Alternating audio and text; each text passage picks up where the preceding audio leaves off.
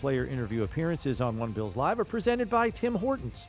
Tim Hortons, the official coffee of the Buffalo Bills. How you doing, man? I heard your dulcet tones out in the hallway. I said those velvet pipes can only belong to one man, Dawson Knox. So, well, thank you for yeah, that. Appreciate you guys having me on. It's been a good week of practice so far. Yeah, I want to rewind a little bit because, I don't have to tell you, but I think the two games leading up to last week, I think it's fair to just say the passing game was a little disjointed, some disconnects there. And I was talking to Coach Brady going into last week's game, and he was stressing communication for the offense and to kind of get the passing game back in sync. The other thing, too, and I had just thought of this, and then watching you score the touchdown last week, I was like, I wonder how much these guys were working on scramble drills in practice. Because if you think about it, it's basically you, Dalton, and Khalil who know how to operate in scramble drills with Josh Allen on a regular basis because you've done it for years. Everybody else is brand new to that circus. So how much did you guys work on scramble drills? That's not the only thing you work on, but you know what I'm saying? Like, to get some of these younger guys used to how Josh operates off script. Yeah, I mean, we worked on it almost, I think, every day last week. Yeah. We do it a lot in camp, a lot during OTAs, but sometimes you kind of forget to work on those off-schedule plays during the season because we only get a certain amount of reps. We only get a certain amount of, game script looks against a look defense that it's hard to get those scrambles in. But last week we had a few of them, and there are rules, believe it or not. It's not just kind of running around and trying to get open. But it is also a chemistry thing you build with Josh. So getting some of these newer guys, building some of that timing, building some of those rules, and knowing where to go and when to be where you need to be was definitely a point of emphasis last week. For the first time, really, in a minute, it seems like you had, Khalil being out of the lineup, you had some guys bumping up, dropping down. How did that change? It certainly had to change the way you were going to run your passing offense with Khalil being out of there. Your personnel groupings. Give us an idea about how that came about and how you handled that with Khalil being in and out. And then last week had a snap count, and how you prepared for that, not knowing exactly who's going to be available. Yeah, I think a lot of props to the receiver room specifically because we have so many different personnel groups that all have different names that put guys at different positions. In a lot of the week, we didn't know whether or not Khalil would play, whether or not he'd be limited on a snap count. So those guys had to be a little extra locked in because they might be moved into different positions they're not used to playing. Right. We even introduced some different forms of 12 personnel if he wasn't going to play.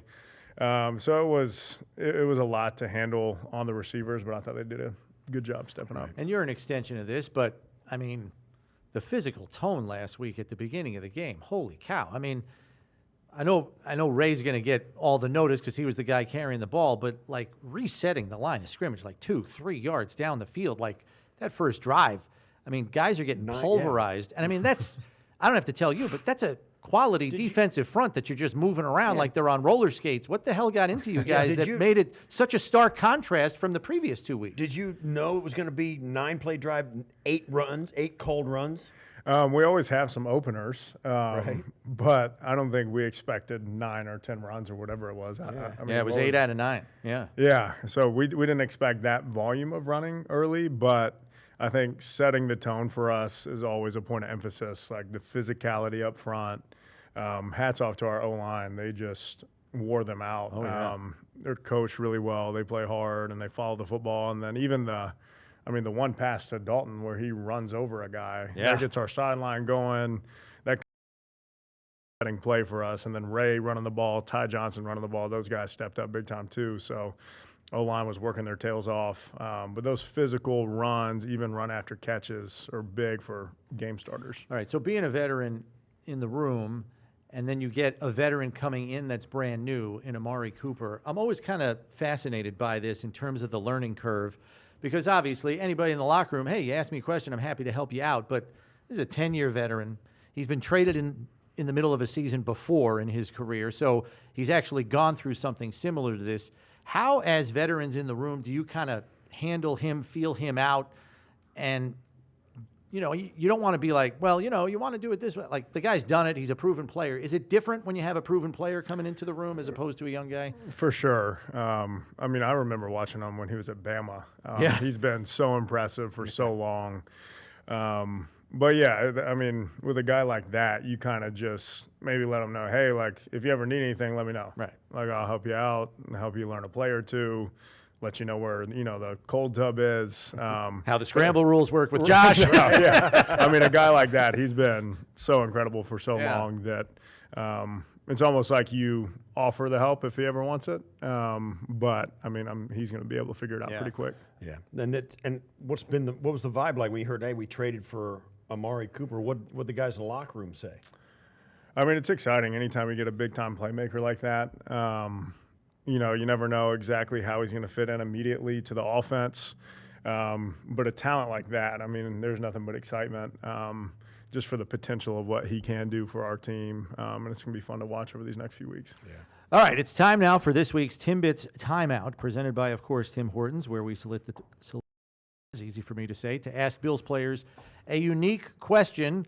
This week's question comes from Emily, who asks, at this point in your career, what do you think is the most valuable lesson/skill you have learned? Go Bills. It's a great question, first of all. Bravo, Emily. Yeah. So I think it was when I was at Ole Miss. I was a walk-on. It's a cliche, but hard work beats talent when talent doesn't work hard. It was one of those things I kind of had to instill in myself of like, you know, I don't have a scholarship. I don't really even have a spot on this team. I'm just trying to get to where I can get on the field somehow. And it was special teams at first, and that came through trying to work harder than everybody else, doing the extra workouts, doing the extra film study, eating the right way. So it just came down to doing the extra stuff well and trying to work harder than everybody. Yeah, because, I mean, even though you did get on the field later in your college career, you still weren't getting a ton of opportunities because you got guys running around with 12 packs like A.J. Brown and DK Metcalf. These guys were impressive. It's kind of, it's like, all right, I guess. I mean, I'm pretty good, but right? This, like, though, I've told this to all guys. If you work hard, you're going to get coaches notice that, and whether they are on the staff of your team or not, they notice that. You came to the Bills. I remember you didn't catch a touchdown in college career. That's right. Right? Yep. and you had 15 college receptions. I Like, think Dalton had more catches in one game than I did oh, yeah, my the whole USC last game. year. That's right. That's Think about right. it. Holy So, cow. yeah, so it's one of those things where, and I tell young guys this all the time, if you're working hard, somebody's going to notice. And if you get yourself to be good enough, they will find, because they're looking for you. 100%. They'll find you. Yep. So if you make yourself good enough, they'll find you. You're gonna get a chance. No question. Right. Yeah, if you run after the ball, you know, you do little things right, whether it's trying to chase down an interception to punch the ball out, or if you're playing corner on the other side of the field, tracking down a game or a touchdown-saving tackle. It's those little things that coaches really notice. Yeah. All right, Dawson, thanks for spending some time with us. Good to see you.